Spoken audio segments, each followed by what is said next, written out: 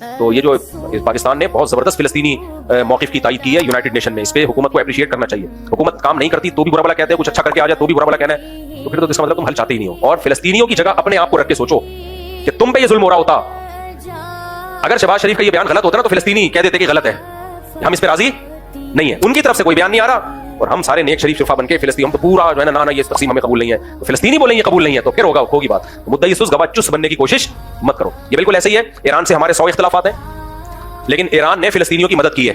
अब हमारे यहाँ बहुत से लोग ईरान दुश्मनी में कहते नहीं ये नूरा कुश्ती है, ईरान फिलिस्तीनियों की मदद नहीं कर रहा, ये नूरा कुश्ती है। हमारे बहुत से लोग मैं कहता ये बात फिलिस्तीनियों की ज़बान से निकलवा दो।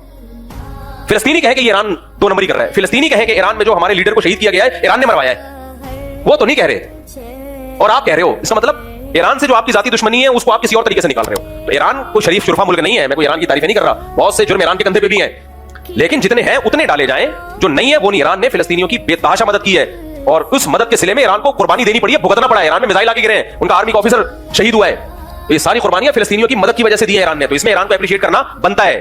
तो फिलिस्तीनी कह रहे हैं कि हमारी मदद कर रहा है और वो कह रहे हैं कि हम बहुत कुछ कर रहे हैं, हर बात मुंह यानी ऐसे बताने की नहीं होती, तो उसकी सजा भी मिली है ईरान को, वाट लगा दी है ईरान की। लेकिन हमारे लोग कह रहे हैं नूरा कुश्ती है, खुद ही मरवाया है, पहले फिलिस्तीनियों के लीडर को बुलाया और खुद ही मरवा दिया, खुद ही हेलीकॉप्टर गिरा दिया, खुद ही ये कर दिया। बंद कमरे में बैठे हुए हैं, मुंह में पान है और तबसरे ऐसे कर रहे होते हैं जैसे पता नहीं इनसे बड़ा फंटर इस कायनात में कोई पैदा हुआ नहीं।